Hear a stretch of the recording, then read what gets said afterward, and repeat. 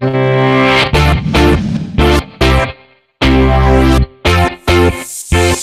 the last 3 decades, Knowledge Center at Bursa has offered technology, resources, services, space, and a sense of community.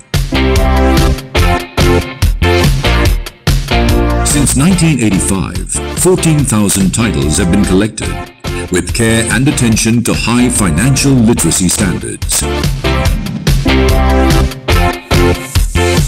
In collaboration with a global community of institutions, we ensure access to the world's diverse intellectual and cultural economic heritage, as well as fast online services for connectivity to the financial world.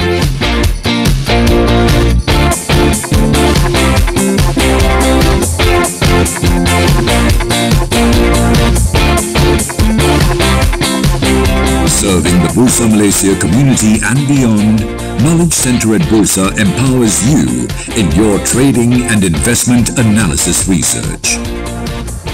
Financial information at my fingertips.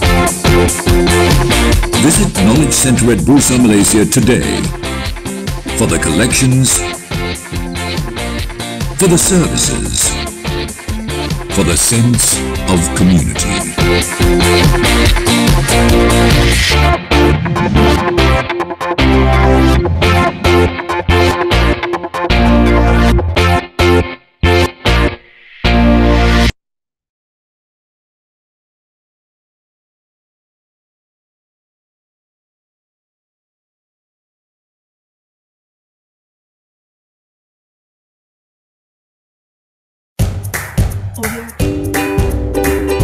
Investing in shares today can be your gateway to financial freedom.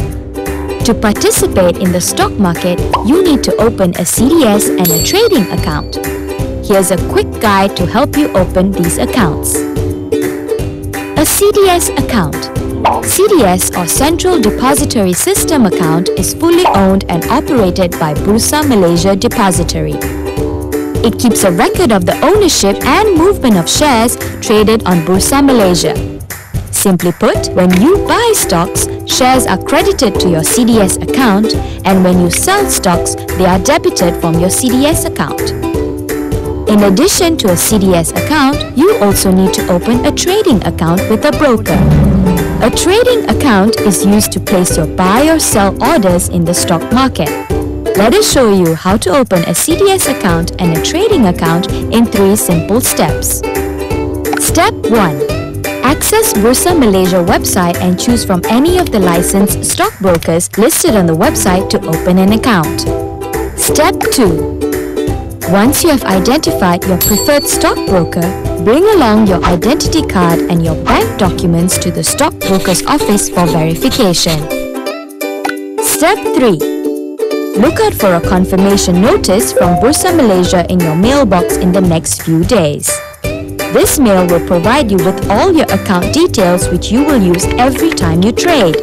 If you are new to the market and would like to learn the fundamentals of stock investing, please visit www.bursamarketplace.com. That's it! With these 3 easy steps, you are ready to start investing in the stock market and move towards achieving your financial freedom. Open your CDS account and trading account today. Happy investing!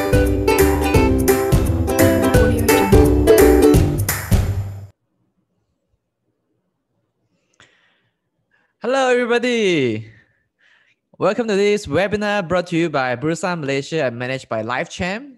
So today we are going to do this topic, investing psychology, chasing high and panic selling. Now, as you know, in investing, right, our psychology is often, pose a challenge to us because we are often swinged by all these emotional changes when we see the market go up or market go down. Okay, the stocks that we buy go down, or even when the stock that we did not buy actually go up. So we feel a bit more emotional strain when this happens. So sometimes we have a plan, but then these emotions actually distort our plan, okay, and make a winning plan become non-executable, and then and causes to some unnecessary losses. So today we have got Anson in the house with us today to talk about investing psychology. All right. So before we begin, as usual, disclaimer. So whatever we will share on this webinar is only for educational purpose. So in no way that we give any recommendation to buy or sell any companies. So if you decide to make any investment decision after today's webinar, you do it at your own risk. Okay. So that is our disclaimer. So allow me to introduce our speaker today, and he often do this in Mandarin today for some of the, on a very rare occasion that you can see him present this content in English. So we are very lucky today. Okay, so he is none other than Anson Tan, okay, who is a financial blogger and also founder at Bull Bear Bursa, okay, Facebook page. He is a certified financial planner from Financial Planning Association of Malaysia. And he is also a former research analyst and premier banking investment consultant. So he's also a capital market services representative license holder for financial planning. So hello, Anson. Hello, Shane. Yeah, welcome to our webinar. So we can't wait to hear more from you about investing psychology. Are you ready for these sessions? Yeah, I'm ready. All right. Okay, let me hand over the floor to you. Okay, so go ahead and share your slide. No problem. All right. Thank you, Shane, for introducing my profile just now. Let me share my screen. Hold on.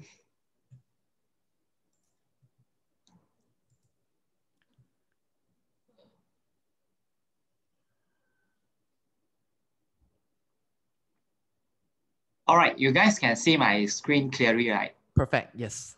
All right, okay, thank you so much, Shane. Okay, so good evening, ladies and gentlemen. So I believe if you did follow my page for quite some time, you will know me and Anson Tan as one of the financial planner or the content writer at Bull Bear Bursa Facebook page. Okay, so we actually have some presence over a few social media channels, be it YouTube or Instagram. Also we are there. All right, so the topics today I'm actually will be focusing on the investing psychologies, that what I will actually share with you all some of the common mistakes that retail investors or sometimes professional investors also will actually face or experience it. Okay, some of the common mistakes, then some of the psychological trap that we should actually avoid. Okay, because I believe be it you are a professional or you are a normal retail beginner, okay, you will also face these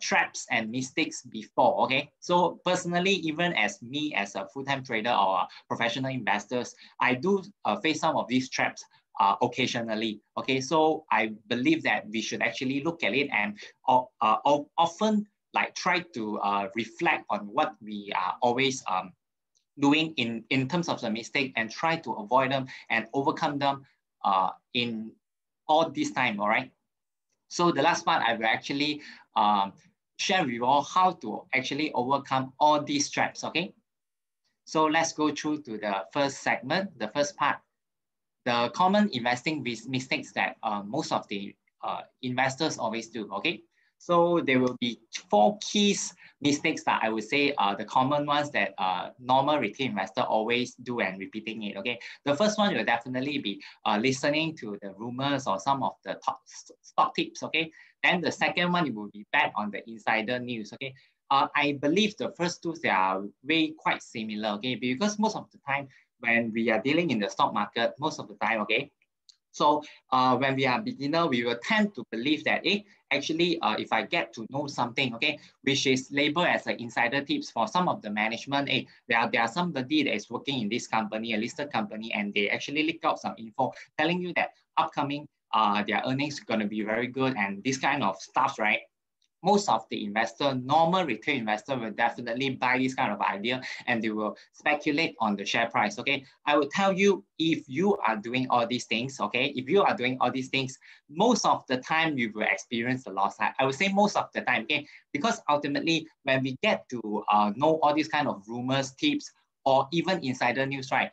One thing that you need to be sure is that's how many previous hands that this kind of news or tips have already passed through a few people before it get to it get to be heard by you, okay? So this is the things that we need to be careful, okay? As normal investors, we need to actually do our own homework and make sure that all these kind of news or rumors, you need to have the rationality, you need to have the ability to actually evaluate whether all these kind of rumors or insider news, their credibility is whether it's 10 out of 10 or actually just 1 out of 10. Because sometimes as a professional investor, when we get to hear some of the insider news, right, I would tell you most of the time, right, I would say this kind of rumors or tips are actually bullshit.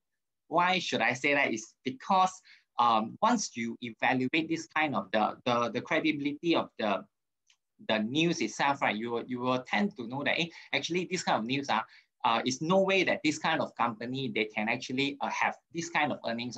So if you get to know all this kind of insider news, the first thing that you need to do is you need to evaluate whether this kind of news, whether it's credible or not, whether you can actually take it or trade on it or not.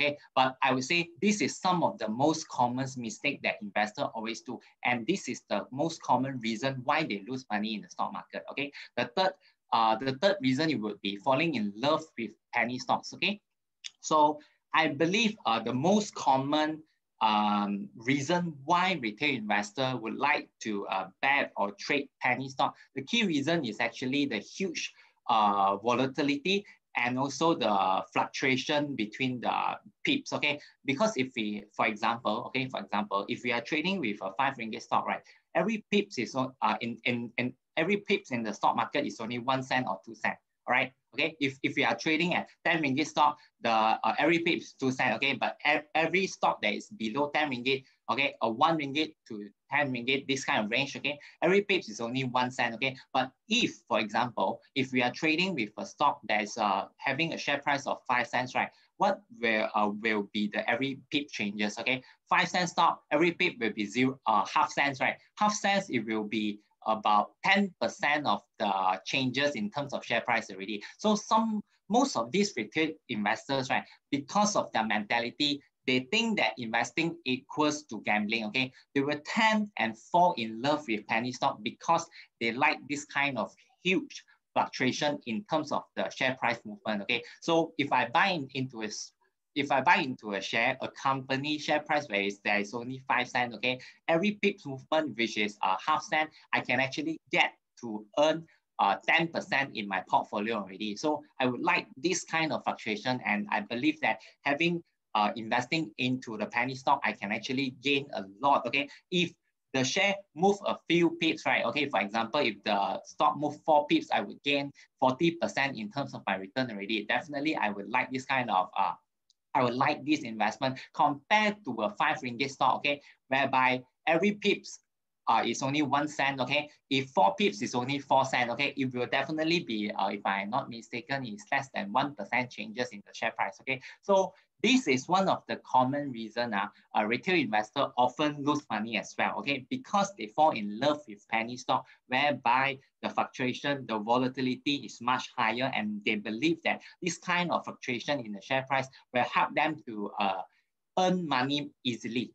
Will help them to make a profit easily. But I will tell you, because of the weak fundamental of all these penny stocks, right? Most of the time, retail investor, they cannot stand the price volatility and fluctuation, and they will tend to lose money in these occasions. Okay. So the last one, they will try to seek for investing companion. Okay. So what does this the last mistake means is actually as a retail investors, right? When you want to buy into a stock, or you already buy into a certain stocks already, okay? For example, if you believe that the glove counter is going to perform, okay, you will try to spread the news to your friends, okay, telling them that you believe that the stock counters are going to move upwards, okay, because of the COVID trends, and the earnings are going to be good, every selling price is going to be good, all these kind of reasons. You will find some reasons, right, to try to persuade and convince your friend to buy these stocks with you, okay? This is what we call seeking for companion, okay? So in this kind of situation, you are trying to get some confirmation in among your partners or your friends, okay? Trying to get somebody to get right on the same boat as you, okay? So when you want to, for example, if the share price is not moving, is moving against your against you, okay, if the share price is moving against you, you will try your best, okay, to actually, because of course, psychologically, if the share price is dropping, and you will definitely feel stressed, and you will think,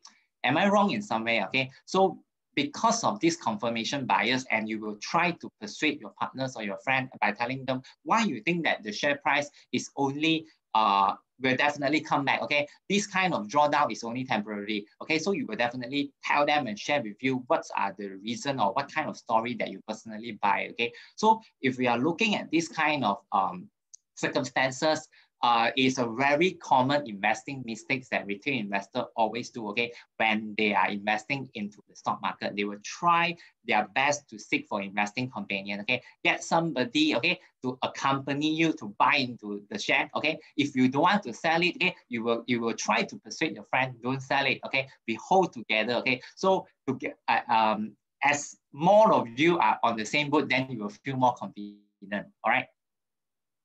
So these are the common investment mistakes. I believe most of you will actually face it or experience it or did it before, okay? So if any one of you actually did or make this kind of mistake previously, perhaps you can give me a one, okay? If you are not shy to actually admit later, all right? So the next part, I will actually go into the first psychological trap that we always occur, okay? Okay, the first trap that we always see is we always face is the anchoring trap. Okay, so how actually what does it mean by anchoring trap? Anchoring trap is actually when we as an investor are making decision based on past data. Okay, when we are actually very reliant on what we initially think about the stock. What does it mean? Okay, so for example, when you are buying into a certain stock because of a certain story, for example, okay, if I'm buying into a long steel bar in that company, okay, whereby I believe that because of the story or the inflationary story that we are looking at this moment, okay, I believe that the steel company, okay, will actually deliver a very good earnings, okay, in the upcoming quarters, okay. So because I really buy this story and I form this confirmation, okay, and I form this kind of confirmation, okay. So I already think this is what the reason that the earnings and the story of the company will definitely come, okay. So I'm making this decision based on all these reasons, okay. So for example, if the context do change over the time, okay, which is if the inflation doesn't, the inflationary story doesn't realize over time, and the and the steel prices actually move against the market, okay, which means it's dropping, okay, and what you believe initially is not happening. What you believe initially is not happening, but because you already fall into this anchoring trap, okay, you will definitely believe that, hey, I'm definitely gonna be right on these stories, and I believe that the share price will definitely come back. Okay, so you already form a very strong anchoring position there, and you believe that you may not be wrong. All right, so this is the first trap and the most common trap that most of the investors always face psychologically. They will struggle and believe that, I still believe that I'm right, okay? This is what happened during the market last year, when a lot of the investors actually got stuck and got trapped in the stock counters and the stock and the glove sectors last year that we see, all right? So, for example, traders, right, always anchor to a price that they initially buy, okay? For example, if you're buying into a share at 1 ringgit, okay? If you're buying into a share at 1 ringgit, okay? So, for example, if you buy the share at 1 ringgit, you are psychologically attached to that. 1 ringgit is the price that you perceive it should be undervalued. It should be undervalued. So you set your own TP at about 2 ringgit. Okay, so you believe that the shares have an upside potential of 100%. Okay, so you are judging it by buying into some of the earnings growth stories that the market is saying. Okay, so you believe that the potential upside is about 100%. Okay, so when the share price is moving up or down, right, you will actually, for example, if the share price actually move downwards, you will actually because you really buy the story and you do believe that the market are irrational at this point of time, and you believe that you are right, okay, you will continue to average down your position and try to buy the stock at a lower price so that you can get to a break even faster when the share price start to rebound, okay, in this kind of situation, okay. And this is the most common anchoring trap, okay, whereby regardless of the actual value or the fair price changes, okay. For example, if the FA or the fundamental context of the share already changed over time, okay, but you may not be able to realize that. You will only think that the actual value is still the same based on my initial assessment, okay. So you will definitely ignore some of the other factors that is happening and change the whole story about the stocks. Okay, so in this kind of situation, as an investor, we need to be always open-minded, okay, to some of the changes in terms of the context or the macro or micro data that is affecting the stories or the counter itself. All right, so this is the first trap, the anchoring trap. Okay, the second trap, it will be the confirmation trap. Okay, so this one is pretty simple as well, whereby most of the investors, they will try to seek for affirmation. Okay, they will try to seek for affirmation, which is they will try to ask and tell the other people about their views and try to get people to accept their view.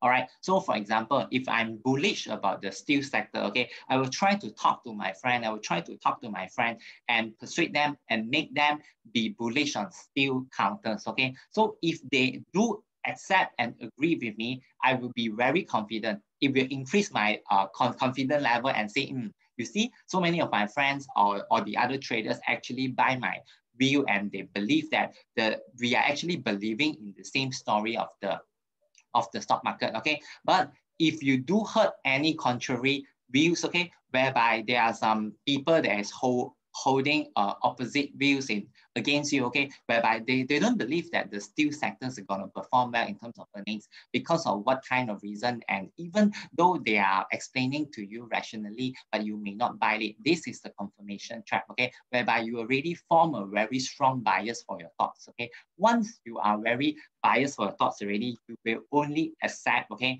those kind of views that is aligned with your own choice and your direction, okay. So if you believe that the steel industry going to be very bullish for the next 1 year, so you will only take in or even look at those kind of news, all right, that is saying that, hey, the steel industry going to be quite bullish because of the tax changes or all this kind of thing. So you only seek and only look for those kind of news, okay. So you will try to get and seek for confirmation in your own in making your investment decision. This is definitely not healthy, because if you are not that open-minded in this kind of sense, right, if the things do change over time and you may not be able to actually detect it, and you may not be able to actually cut loss and at the right time.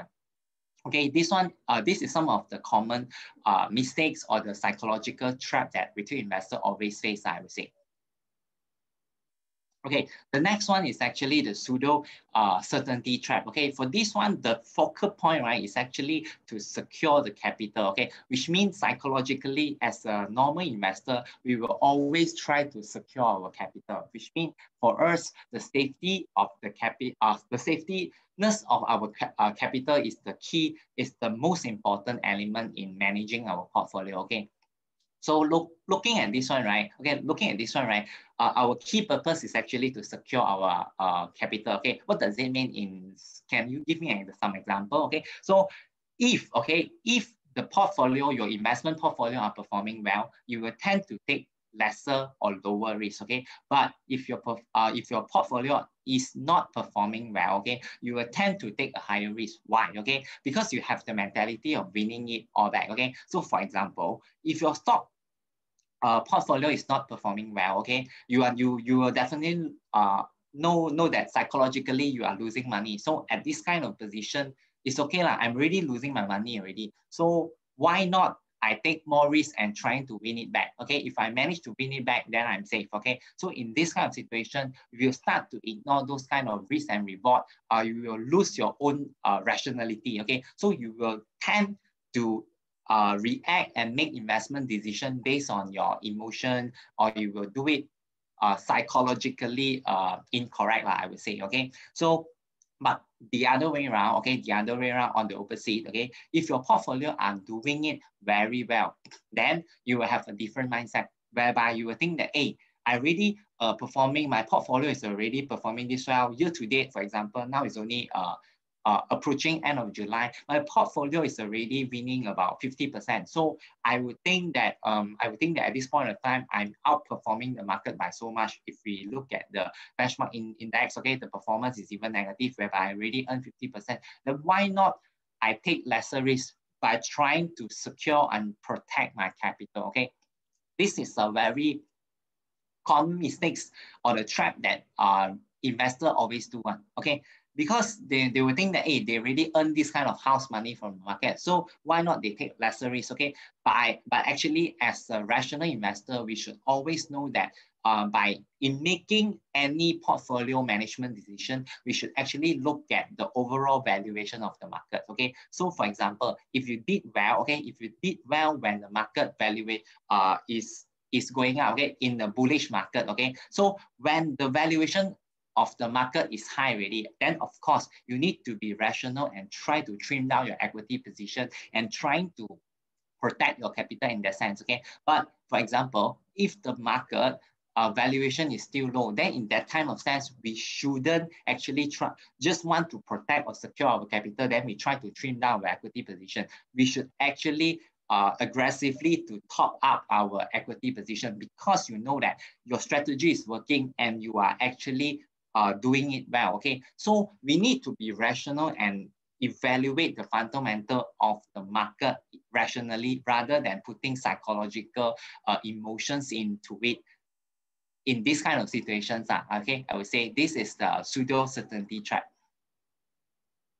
Okay, the next one is actually the superiority trap. Okay, for this one, right, is definitely the subhead for some of the professionals, whereby, for example, some of the finance graduate or there are some finance master that they believe that they're actually some financial professional and they get to be well educated with all these kind of financial data and financial ratio analysis, and they believe with this kind of knowledge, okay, with this kind of knowledge, they will be able to outperform the market, okay, to outperform the retail investors, to outperform the market. So they will have a struck head at this kind of trap, okay, and they always believe that their investment decision will never go wrong.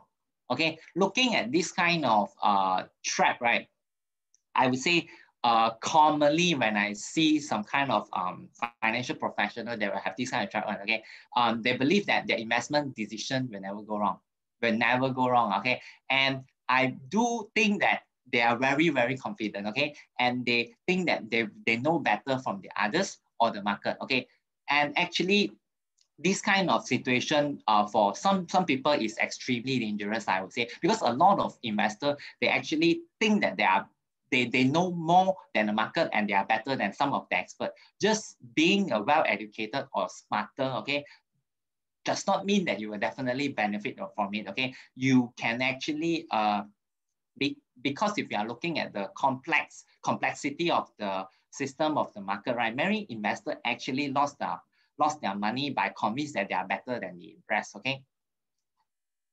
So there are actually many of the professionals, okay, at the financial industry that think that they are very brilliant technically, and it actually make them to believe their own rationale, and for example, for instance, if they actually believe that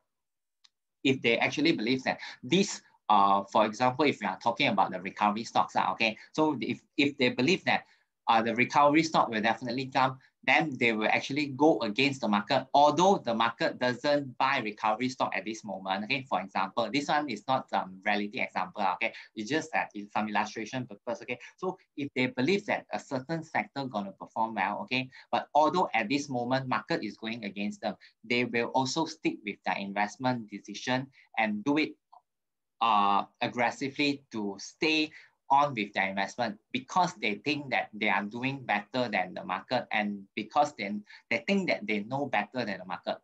So I would say this one is a very, very dangerous trap, whereby if, okay, I would say most of the time, the market can stay irrational longer than your portfolio can actually stay liquid. Okay, so in this kind of situation, we need to always admit, okay, and adapt to the market, the changes in the market context, and always, okay, always reflect on what kind of mistake that we did previously. All right.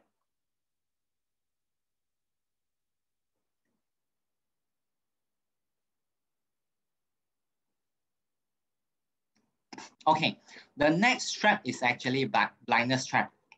So blindness trap is it always happen. Okay, it always happen when our investment portfolio are not doing so well, and this kind of investor who actually experience the blindness trap, they will tend to ignore. Okay, they will tend to ignore and shut out all the market reality. They don't want to look at the market, and they don't even want to log into their stock trading account and look at their portfolio and see what is going wrong and what should I do to actually correct my mistake, or correct or readjust my portfolio in terms of the allocation, all these things. Okay, this one is this one is the blindness trap. They will choose not to do anything and not to confront the losses. Okay, I would say this one is a very, very common mistake that retail investors do. Okay, actually for myself, in the initial years of my investing journey, I do face this kind of blindness trap, whereby I still believe that I'm right. Okay, whereby I believe that I'm right, and I doesn't want to do anything to my portfolio. It's either I don't top up, or I don't even sell or cut loss to my position also, because I believe that things are just going against me temporarily, and I do believe that in a longer run or a longer time frame, I will definitely be correct. Okay, in terms of my market knowledge and my decision making. Okay, but actually, if you are shutting out yourself, okay, if you are shutting out yourself from the prevailing market reality, right, I would say most of the time you will tend to lose the touch. Okay, you will tend to lose the touch that whereby context of the market may be changing very quickly. Okay, the market is changing very quickly. Okay, every day there may be a different reason that the market is moving. Okay, so if these kind of things are changing so fast, okay, if these kind of things are changing so fast, as an investor, we should always analyze and get ourselves, okay, adapt to these kind of changes, and not to try to avoid, okay, to face these kind of losses. Okay, if you are doing all these kind of traps, I believe that you understand how what I'm saying, and I hope that you guys won't repeat these kind of traps, falling into these kind of traps. Yeah.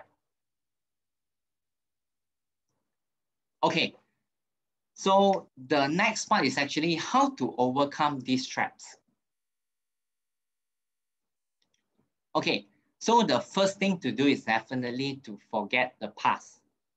All right, so I would say most of the time, the past data doesn't provide or guarantee that it will definitely repeat in the future, because we all know historical data will definitely, okay, if we can't guarantee that it will repeat in the future. Okay, so we should have the rationality to know that current facts, okay, we should actually pay more attention to current facts. Okay, give more prominence to the current facts.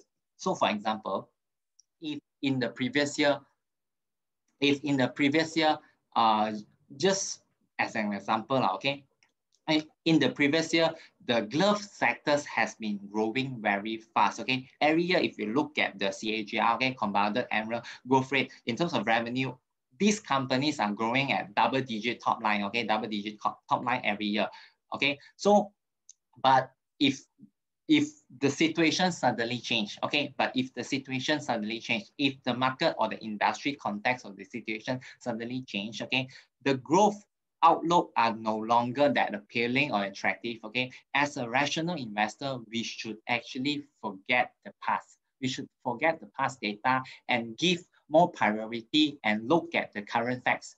Whether we acknowledge it or not, okay, we must actually analyze this kind of current facts to see what why are all these current reason or the factors are actually affecting the growth of the industry? And you need to think and analyze on it, whether you buy it or not, because we need to acknowledge the fact that fundamentals do change over time, okay? Some of the company that is doing very well in the past, it may not be performing very well in the future. This is something that we need to know. If we look at the telco industry, we do see that one of the top phone maker in the world, previously Nokia, has actually been kicked off by Apple, okay, on the off the throne now, okay, in the smartphone and the phone making industry. So we need to know that fundamentals do change sometimes, okay? So we actually need to pay more attention to current situation and the current facts, okay? So remember to forget the past and always look at the present.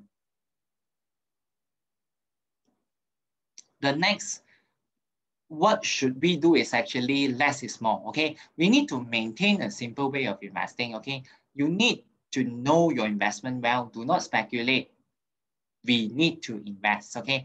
I would say most of the time when the market are not doing very well, okay, especially in the recent times whereby most of the time you can see, okay, the laggers are actually more than the gainers in the market, like in the stock market of Malaysia, Busan, Malaysia. So this kind of period, okay, when you are seeing the losses or the rate digits in your stock portfolio is very suffering, I would say most of the time, the heart of the investor, they cannot take this kind of paper losses, and they will tend to think, if I see this kind of unrealized profit, unrealized losses, I would think, I guess I should be making some mistake already. And if I look at the market at this point of time, I see that every day all the penny stock are moving crazily, okay? It can actually limit up or gap up easily 10, 20, 30%, or even 50% in a single day, if I look at the penny. So I believe the current trend should be trading the pennies.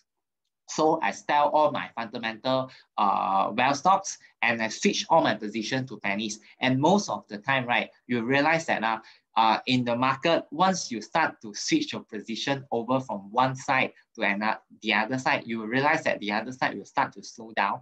And the other side that you originally holding on, okay, whereby previously is lagging behind the market, you will start to chase back and start to outperform the rest, okay? Because we need to know market is always, there are some cyclical sectors, okay? They will tend to perform this kind of situation. And if you know about technical, you will know that stock may not always go up. It may not go up every day.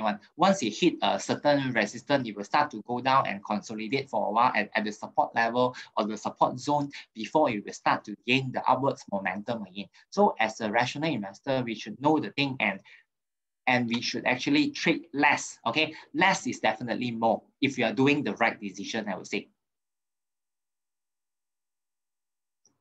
The next one, what we should actually do is actually be open-minded, okay? Because if you did heard some of the traps that I mentioned just now, you will actually know that most of it is because we have already formed our own bias towards a lot of stocks, okay? Once you have your own bias, okay, whereby you already believe that what you think, what your belief initially is definitely right, okay? It will definitely is correct one. So if you are not open-minded enough and you are only believing in yourself and you are only believing in your own pointers and the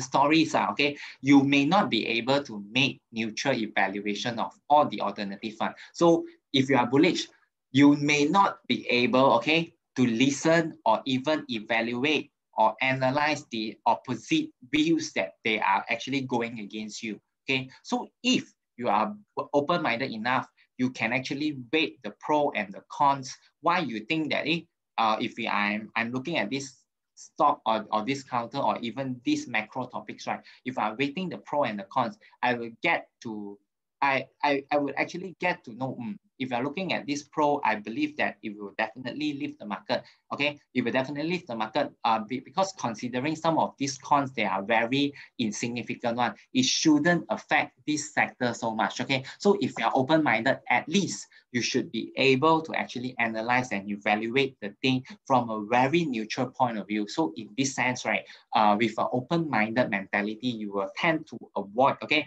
and evade for many of these mistakes that you have been doing in the previous days, okay? All right, the next one, it will be rational.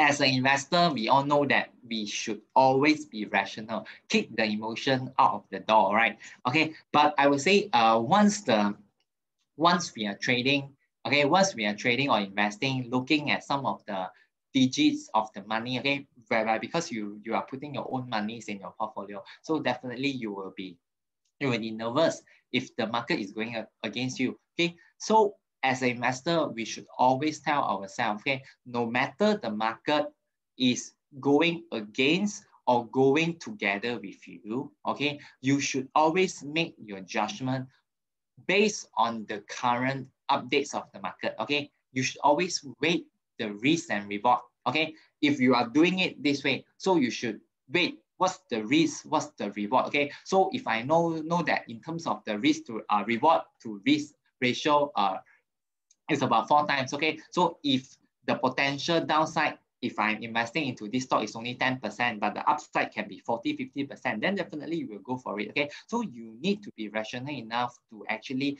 weigh the risk and the reward. Then in order for you, okay, to actually tackling the pseudo certainty trap, okay? So remember, always be rational. The next one, it would be always remember to strategize yourself, okay, before you are making any kind of investment decision, okay? So for example, because in the market, there are many ways to actually do our own investment, be it fundamental or technical, okay? So some of the technical traders, they will follow strictly to their trading principle. They know that, hey, this is my entry price. If the support is break ready, then I will definitely sell and cut my position and realize the loss, although because I want to limit my losses, okay? So if the resistance is hit and if the share price actually hit the resistance and come down again, then I will try at the resistance level, I will take my profit, okay? So if you are a technical trader, you should always stick to your own principle, okay? But if you are a fundamental investor, then it's a different story. You will only buy when the share price is low and in terms of the valuation is low, okay? In terms of valuation is low, and you believe that at that point of price point, the share is definitely undervalued. So you know that there are limited downside, but unlimited or a very huge potential upside that you will be enjoying throughout this investing into this stock. Okay, so you need to be clear, you are investing into the stock from a TA point of view or the FA point of view. It may affect your decision, okay? It may affect your decision because both principle, this kind of two, FA and TA, they are using different methods to actually invest. So as an investor, you need to strategize and know which kind of strategy that you are actually using for your investment. You need to manage your risk well and set the trading rules here, okay? So remember to be disciplined, okay? Remember to be disciplined. So if you are buying a stock with a FA strategy and you actually do the valuation on some analysis on the valuation, and you believe that at this price point, this share is definitely undervalued, then you will start buying on it, and you will be actually happy if the share actually go down, and so that you can buy more and average down at a cheaper pricing, okay? And you will just wait patiently until the market actually discovered the market, the gap in the share, and the market will actually push up the price in that center, all right?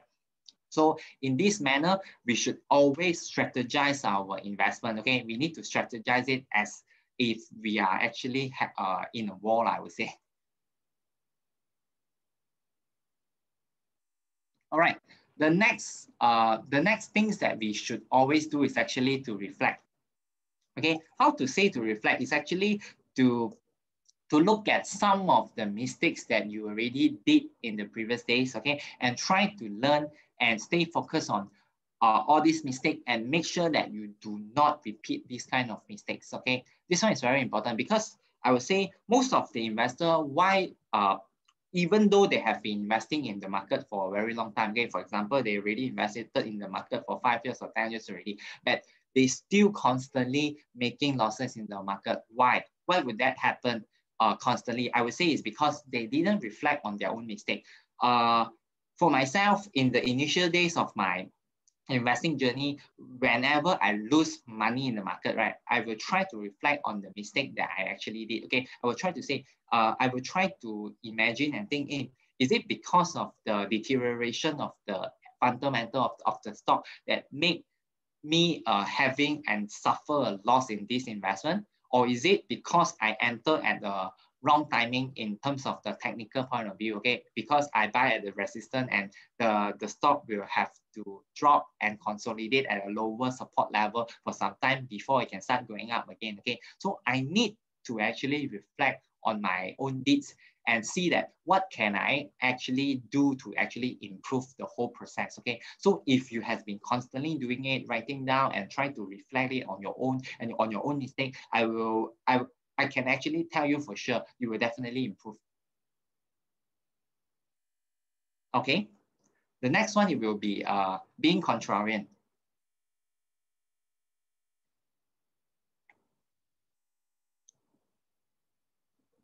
Okay, so for this one, as an investor, we need to learn to be objective. We need to be objective on all kind of manner, be it from the fundamental aspect or the technical aspect or the management aspect of the company, okay? We need to be very objective, look at the thing from a very neutral point of view, okay? So if we believe that this will definitely happen and this kind of sectors or the industry will benefit from these stories, right? Okay, so if we already buy this kind of story, then we need to think whether market, okay, whether market is already looking at it already, okay? If the market is not looking at it yet, okay, which means you are being contrarian and you are thinking ahead of the market, okay, then I would say in this kind of situation, most of the time you will be able to make the money, okay? But if you are chasing after some of the stock rallies or some hot topics, okay, if you are chasing after some hot themes, right, you will definitely, most of the time, you will not be able to make some handsome profit out of it because you are just chasing after the others, whereby the others, the first mover, they already identified it and think ahead of most of you already. They already buy it at the early stage, and at the later stage, then only you able to identify and invest into it. I would say most of the time, the risk is definitely higher.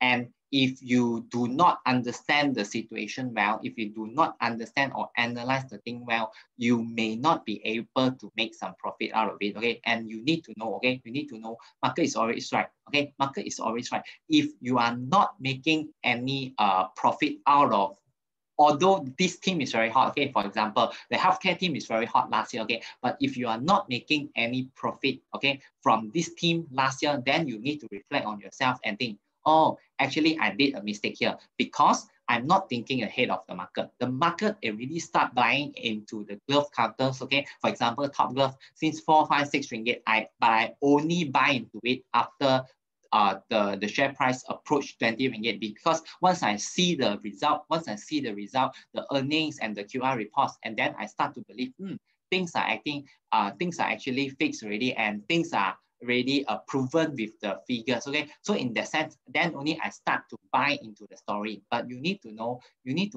the market is always driving, okay? Is driven ahead based on expectation one. So if the investor already expect this kind of thing to happen, okay, so you need to always think ahead of the market and be a contrarian, okay? So if, for example, if the market is looking at this trend at this moment, for example, if the market is looking at this trend at this moment, is the risk to chase after this kind of trend is definitely very high, okay?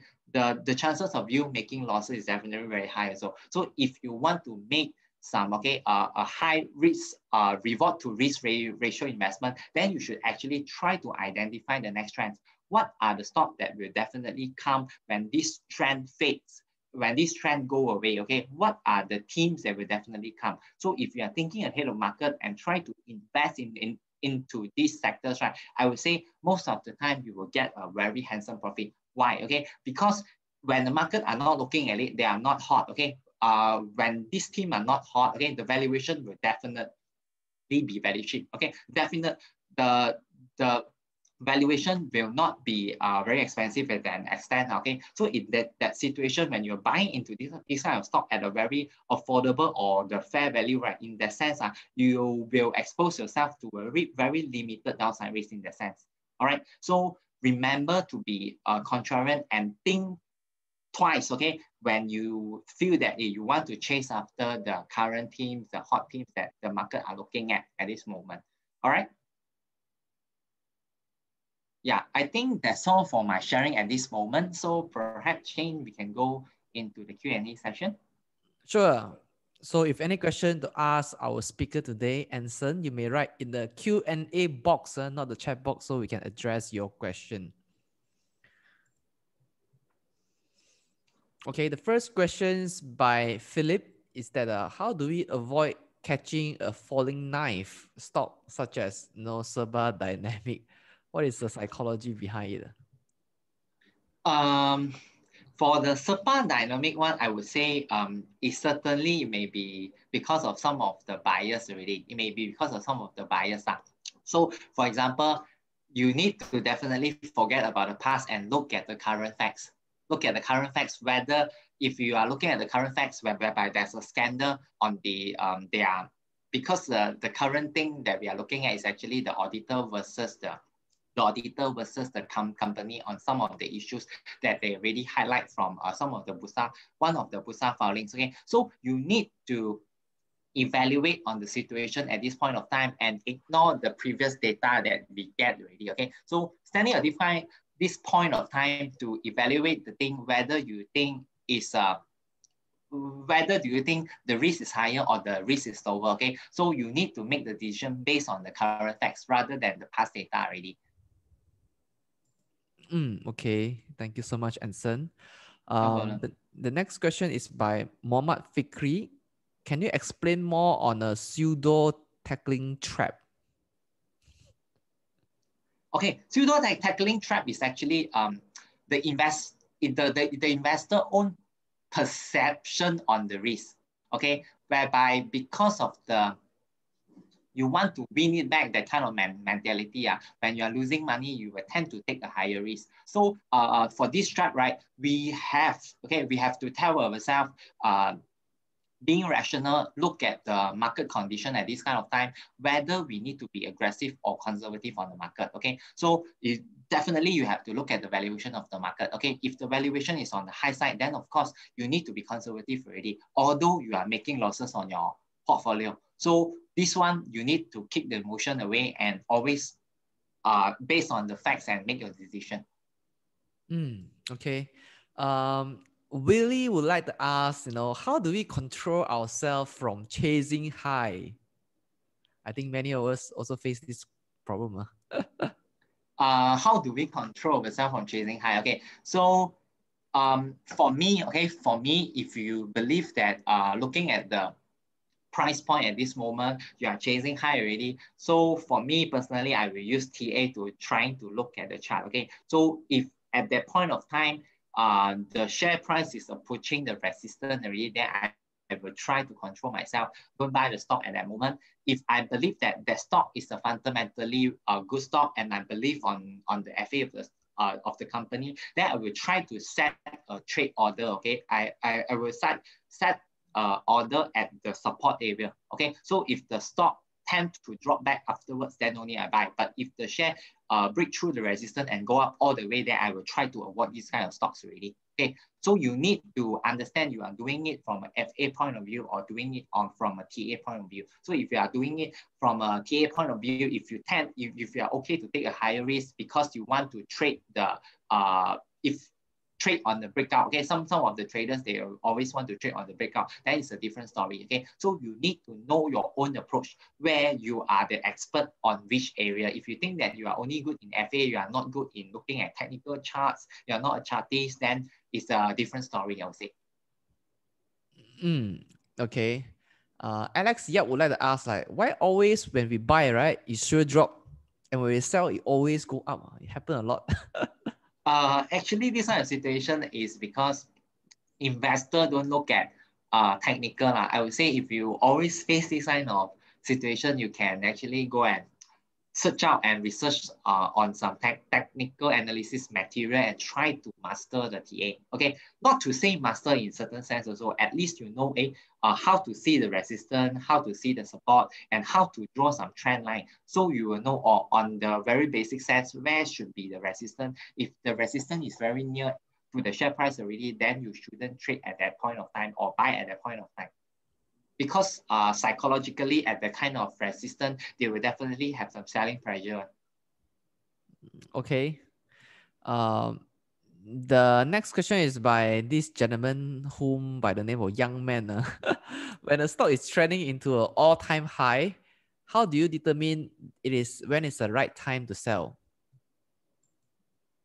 Is trading at the all-time high, how do I determine? Okay, for this kind of situation, this is the reason why as a professional investor, how I manage my portfolio, I always manage it by using a portfolio approach, okay, whereby I will allocate accordingly, whereby I will allocate my money into various investment vehicle or the asset classes accordingly by looking at the valuation of the market. So for example, like recently, last week, US market just hit another all-time high. So in fact, 2 weeks before this, when I'm not so comfortable with the valuation of the US market, I really trimmed down my own equity exposure from the previous 60% level to now it's only about 35%. And I switched that 15% from equity to buy more into local fixed income bond funds already. So in certain sense, I'm playing conservative cards in the sense. So it will give me the opportunity to actually capture on the market downside. If the market were to drop 5, 10 or 15% from the peak, then I can get to capture on it and buy the equity at a cheaper level. So you will need to try to adjust, okay, and adapt to the market condition by using a portfolio approach. Because I would say as a individual investor, we always tend to believe that if my money is not a lot, I will need to all in. I will need to buy all my money with the equities. But I will tell you, it's definitely a not sustainable way. If you want to do it in a more sustainable way, you need to actually understand how to do it in a portfolio approach. And this is how all the fund managers are managing all our monies with the unit trust and the portfolios. Okay. The next question is by Omar Akiruddin. I've been making a lot of wrong decisions for the past 2 months, and now I'm quite scared to enter trade. How do we regain confidence after a lot of losses? Shane, can you repeat the question? Sorry. Yeah, no problem. Omar would like to ask, I have been making a lot of wrong decisions over the past 2 months, and I'm now quite scared to enter trade. How do we regain confidence after a lot of losses? Like what I shared in the slide just now, I believe in that sense, you need to reflect on your own mistake and try to identify what kind of issue or the errors that you actually make in the past 2 months and how you can actually improve from there. Although it may think that looking it from a historical point of view, it will always, I will definitely be able to identify the problem. But I will tell you, if you don't change your mentality or the mindset in this sense, right, okay, you will definitely repeat it. Okay. David Yong would like to ask, how do you balance between FA and TA in decision making on what to do next with your stock holding?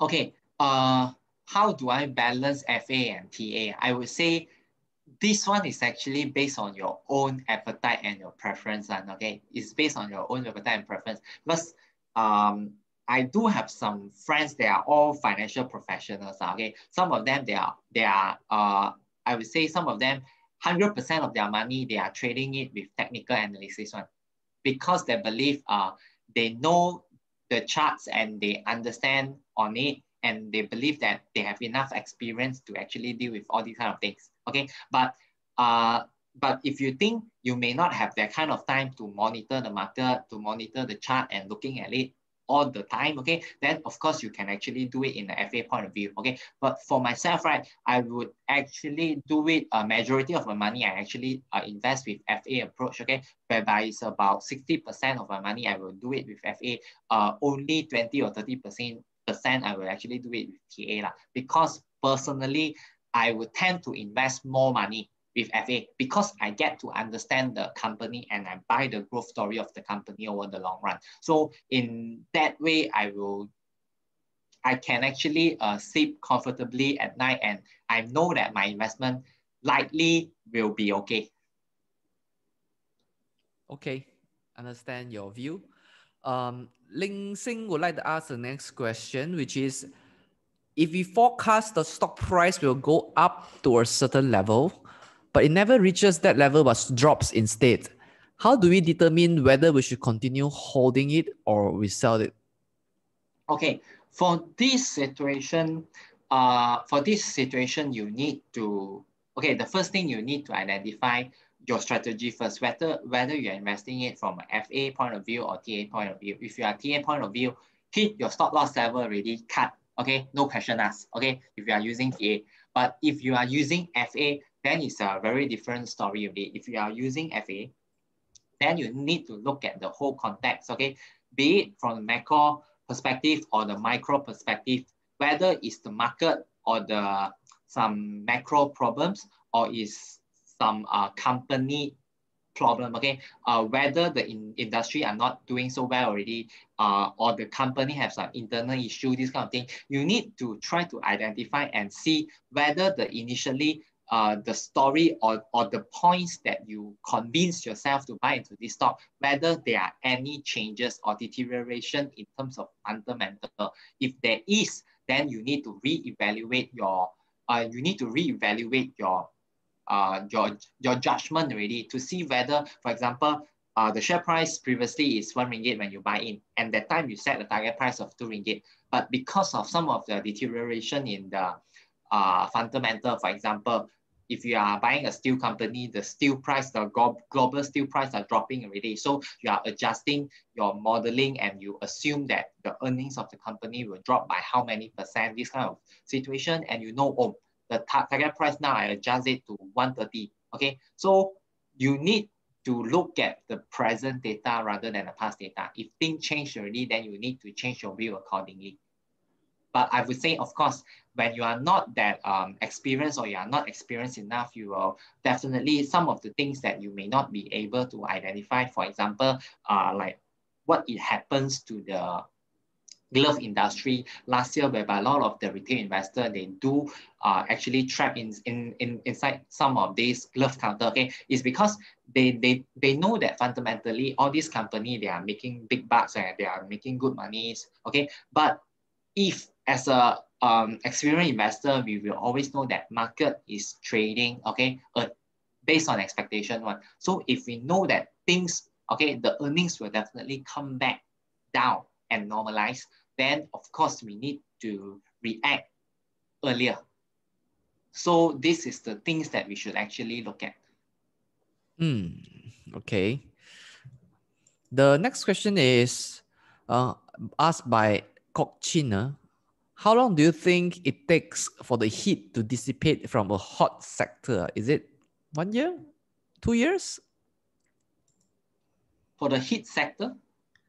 No, how long do you think it takes for the heat to dissipate from the hot sector? I mean, the sector become very hot, right? Like how long will it take for the heat to dissipate? I would say I would say it depends. I would say it depends. If it's cyclical, natural industry, then it will be a different, it may be just a few quarters, okay? But if a certain condition actually change the industry outlooks for a long period of time, you need to analyze the factor on that basis, okay? For example, okay, because of some of the argument on the glove bullish investor, they will say, because of the COVID, the global healthcare awareness will increase tremendously, okay? The awareness already increased, okay? So definitely the long-term growth of the glove counters will be adjusted upwards, okay? So if you buy these factors and you think that this assumption will definitely increase the growth for the growth rate for the counters in the next 5 to 10 years, then you can actually perceive it. This one is a long-term factor and it will affect the companies for at least 5 to 10 years. That is a different story already. But if it's just because of some inflationary pressure, for example, because of the COVID last year and some of the production supply has been cut off or has been hotted, okay, because of all this COVID lockdown and things like that, and there is inflation when economic activity tends to resume and restart, okay? So the supply cannot catch up with the demand. So we see an inflation in that sense. And this kind of thing will definitely be normalized in a few quarters. Then you already get your answer. So you need to have the ability to analyze on the news and the factor itself, whether it's a short-term factor or long-term factor that is affecting the fortune of the industry. Okay. Megat Muazzam Shah would like to ask, this question. Trading buy call from investment banks usually happen when the stock already moved up. He remarked that his friends said that when IB give a buy call, it is time to sell. So should we avoid buy call from investment banks? I feel that their buy call is to sell their holdings to retailers. What do you think?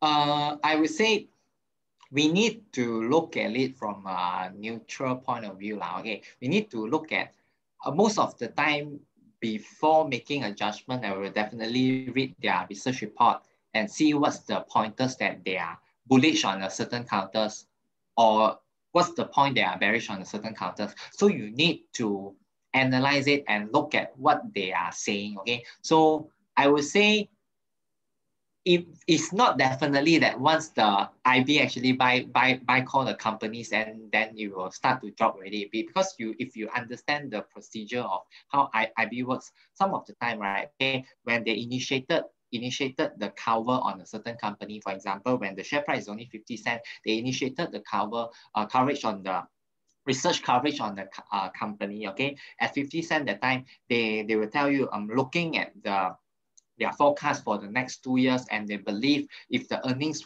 were to actually go up by this kind of growth rate, they are actually looking at a target price of about 1 ringgit, okay? So you will see 2 quarters later, or when the earnings QR report released already, when they see some more solid and concrete data, they will tend to adjust it, okay? It's either adjust it upwards or downwards. So they are actually, they are always looking at the current facts to actually make the adjustment, okay? So as an investor, I would see some of the positivity that we can actually take out from how the IBs are doing their research now, okay? Not to say whenever they do some buy-sell calls, then we will definitely need to do the opposite. It's not 100%, it's not always that kind of thing. Yeah. Okay, understand.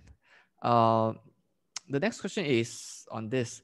Now, Malaysian stock market is very sensitive news.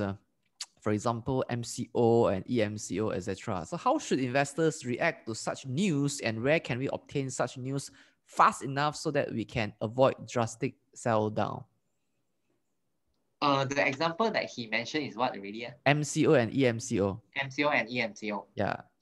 I would say the reaction to news, I would say globally, I believe is quite similar one, because for example, like Malaysia, in fact, if you ask me, the MCO or EMCO, after the government announced MCO or EMCO, in fact, the market doesn't drop too much because the market already dropped ahead Because when the market participation, they can foresee looking at some of these cases, the daily new cases, things are not looking so positive. So we already have this kind of expectation to know that actually government should do something already. So they already sell it ahead of the lockdown. If you look at some of the charts, you will be able to spot that already. Okay, unless it is some sudden events that happen without us having the ability to foresee or to predict that. Okay, for example, like the news when some of the political driven events are okay, whereby we cannot forecast them, then it will be a different story, I would say. But if it's fundamentally, most of the time we should be able to expect that already. Okay. Now, the next question is asked by Xiaowei. If my capital is low, do you think FA or TA is more suitable for me? Capital is low, FA or TA is more suitable for you. I would say capital, no matter what's the size of your capital or your portfolio, it shouldn't be a factor for you. It shouldn't be a factor for you to decide whether how's your investment approach should be. Okay, it shouldn't be the factor for you to decide you want to use FA or TA. Okay, the key deciding factors, I would say, is depends on your personality and your knowledge level on the financial market.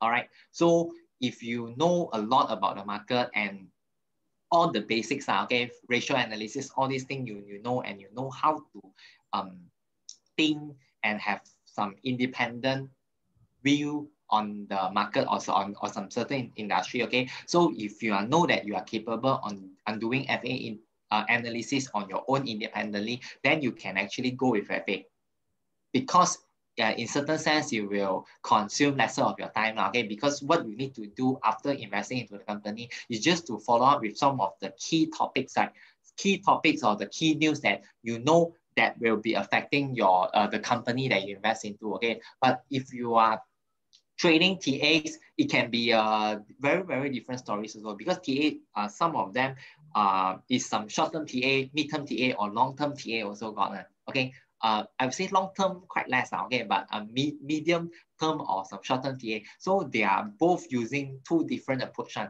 So it depends on your own preference, whether you have the time to monitor the market or not, in that sense, if you want to use TA to actually trade. Okay, so I would say the size of your capital shouldn't be the factor to decide that.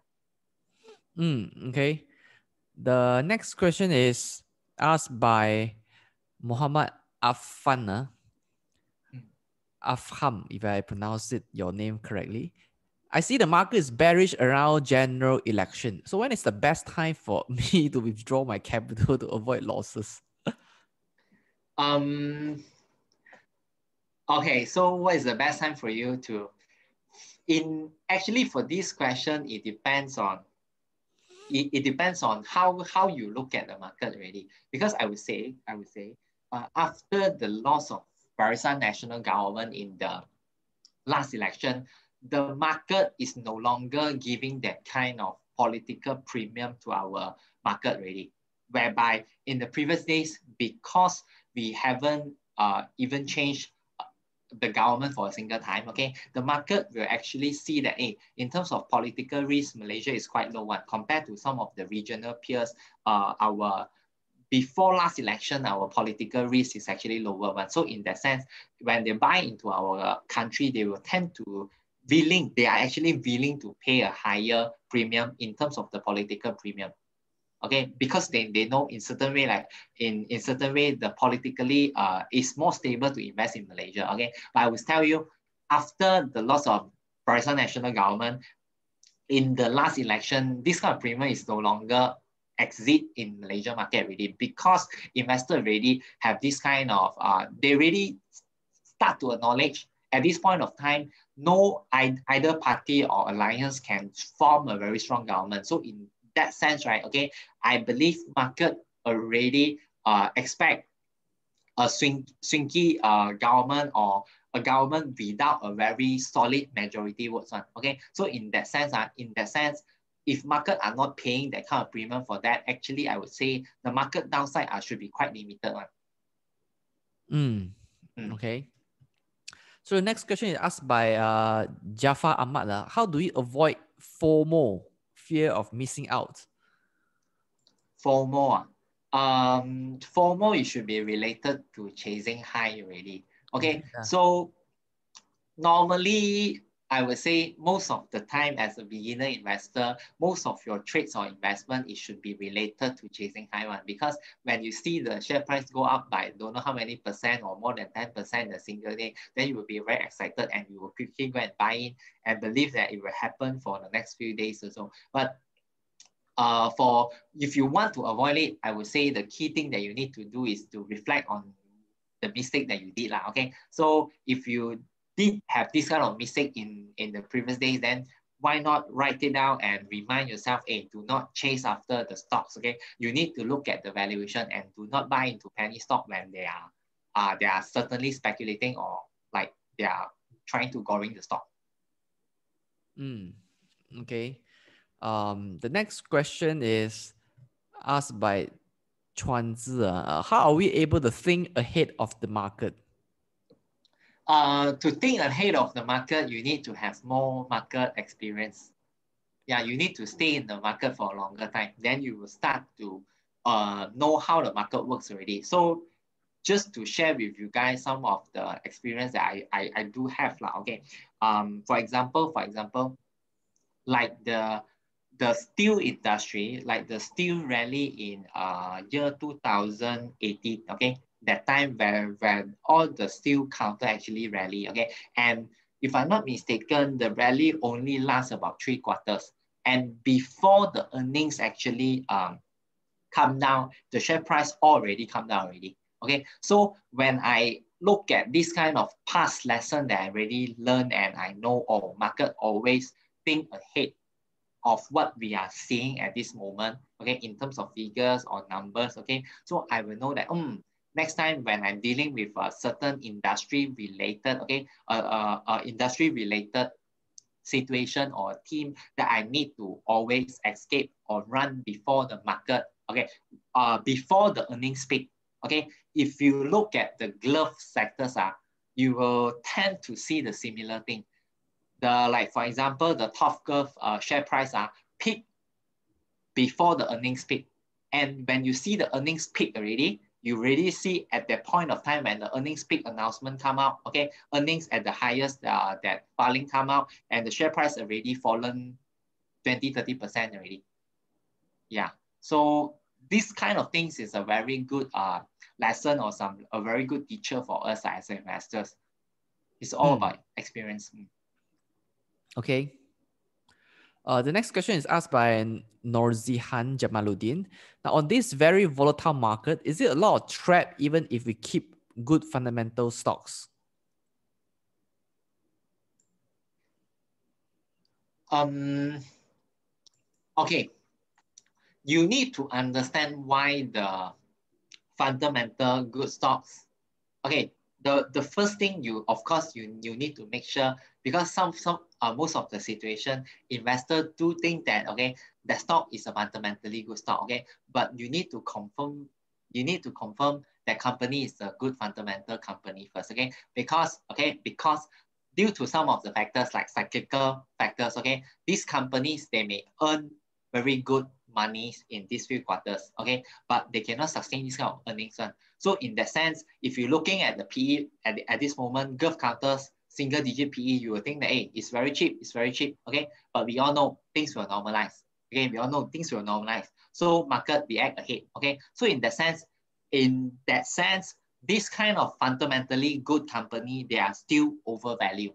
So the first question you need to ask yourself is, looking at the valuation at this point of time, whether this fundamentally good stock, the valuation is cheap or not, okay? Because fundamentally good, it doesn't mean anything. A good FA company, the valuation can still be very high. Okay, like some of the tech stock, we know that the prospect and the outlook of the industry or the company is very good, okay? But that's why the valuation is very high. So valuation and FA, it may be a different thing, okay? So this kind of thing, the first question you need to identify is this one. Then the second thing is, how I would normally do it is I look at a broader picture, okay? Look at the macro to see whether fund flow, they are heading to where, okay? For example, we know some of the property counters, the valuation is very low. And we know these sectors, the property sectors are inside the recovery team. But at this point of time in Malaysia, the COVID cases are hitting all-time highs and still beyond 10,000 per day cases. Okay, at this point of time, we still haven't seen the light at the end of the tunnel yet, but we know we will definitely see it. Okay, we know we'll definitely see it. So as an investor, we need to look at the situation rationally. Okay, if that's the situation, then you need to think ahead and start to plan ahead and buy into these recovery teams ahead of the market. Okay, although at this point of time, the price level is low. Okay, that's how you manage your risk. And another thing as a bonus for you also, at this point of time, if you buy into this kind of stocks at this kind of low valuation, your downside is very limited also. Okay. Since you talk about this situation, a follow-up question by Miss Teo is that sorry, let me rephrase. I think there was some typo. Okay. You see the market is going downtrend as it looks like COVID-19 is under control. Are you positive to our stock market? Yeah, the question is it's like opposite. Okay. My personal view at this point of time, I'm actually positive to the stock market. Okay, I'm actually positive. The key reason is, personally, I no longer just look at new cases already. If we look at the UK situation, as we all know that fully vaccinated numbers, if I'm not mistaken, is over 60+% already. Okay, 60% for UK fully vaccinated people, the population. Okay, but if you look at the vaccinated numbers are very good, okay, on the UK end, okay, but the new cases are still spiked, okay, are still spiking, okay. But I would say the key focus as the investor at this moment, they are no longer looking at daily new cases already. They are looking at the death and the ICU number, patient number, okay, because these are the things that they know economy will definitely need to be reopened. Okay, so if we have to reopen the economy, if we have no choice to face all these kind of COVID-19 virus already, okay, but as long as we are vaccinated, we will be able to control the severity of the illness to a very low level, whereby it may not fall into the category 3 or 4 or 5, that kind of situation, whereby you can just take it like a very light flu or some light fever, mild fever. Then in that sense, market is definitely accepting that the fact that the new cases may be still high, okay, but as long as the death number are not that high or is already dropping, then it will be a different story, and the market are really looking at this kind of facts. Okay, this is the key reason to explain why the US market or the Europe market, when you look at their stock indexes, they are hitting record high every day and having a high valuation as we are seeing now. Yeah. Okay. The next question is, do you think the glove counters had already bottomed?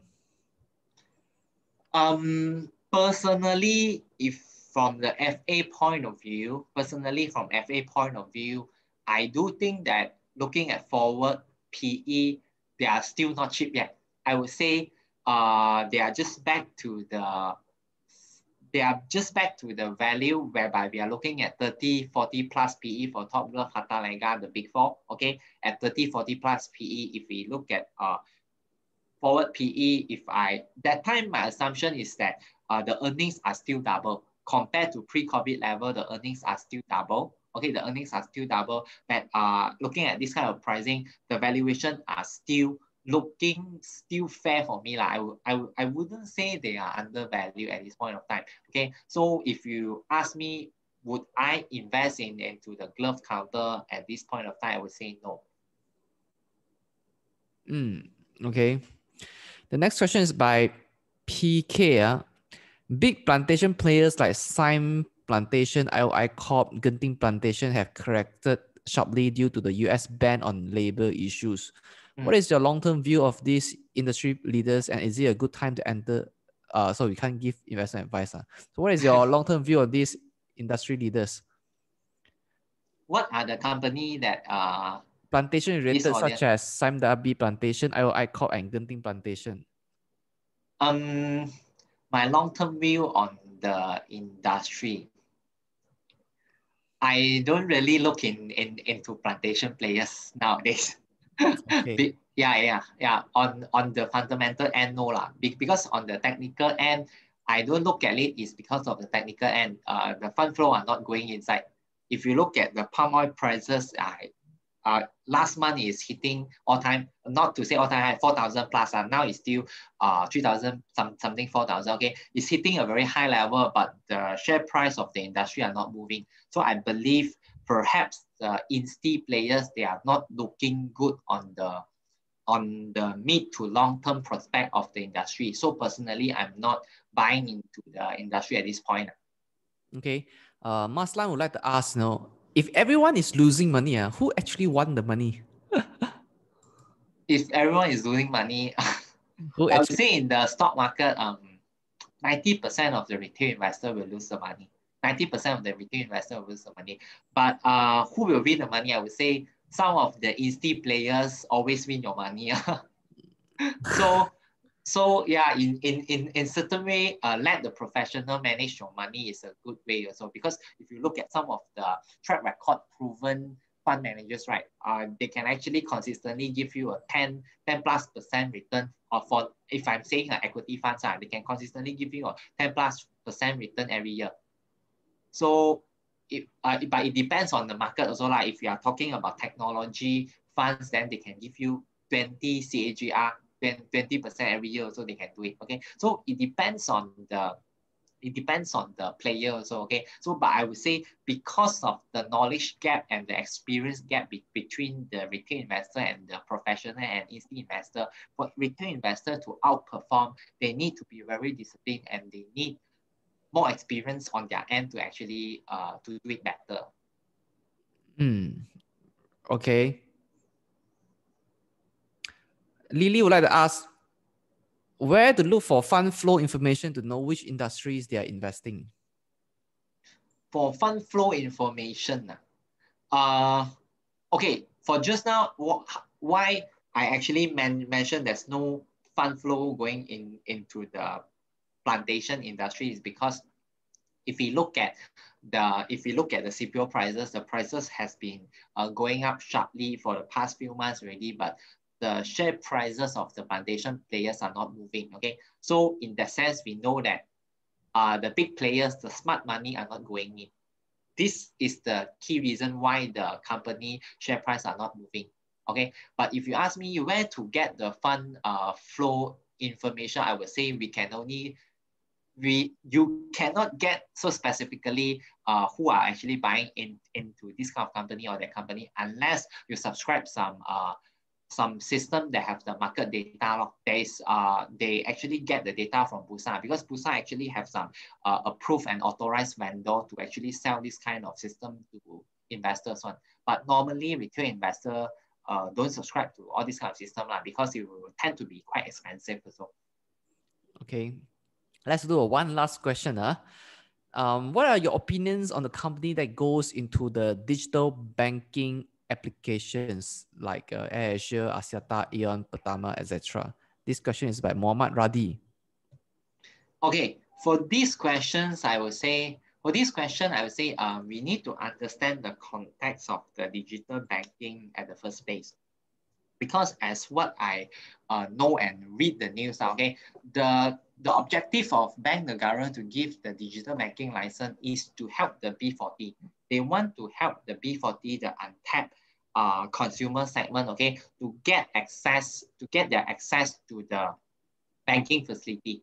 Because if you look at some of the data and statistics, many of the B40s, they actually don't get access to all these banking facilities. So the key objective and the key target that the bank negara want to address is to help this group of people. Okay, so if you want to invest into certain company that is going after and applying for the digital banking license, and you want to try to guess and analyze who have a better chance, then you need to think from bank negara point of view. The positioning of which company will have a better chance to hit the pain point of the bank negara, and in that sense, it will be easier for bank negara to grant them the license, because some of the company, I would say their positioning is quite weak. I personally, I don't buy their application stories also. For example, this one is just my own opinion, okay, like Genting, because if I'm not mistaken, before the deadline of end of June, they actually announced that they will form a consortium to apply for the digital banking license one, okay? They actually said that, but after that, they didn't do some official announcement. So I don't know what's the progress, okay? Don't know whether they are applying it or not, okay? But for example, if we look at the Genting, this kind of positioning, personally, I don't believe that Genting can be getting the digital banking license, because their key operation in Malaysia are still the gambling business, the betting in entertainment industry business. So if we are looking at this kind of thing, do you think from the anti-money laundering point of view, bank negara will give Genting the license, the digital banking license, to operate in that segment? I personally, I don't think so. So we need to think rationally. All right. Thank you so much, Anson, for your view on this. And also thank you so much for the presentation, also a robust, engaging Q&A session. So we have learned the psychological traps from you. We also learned how to avoid those traps in these sessions.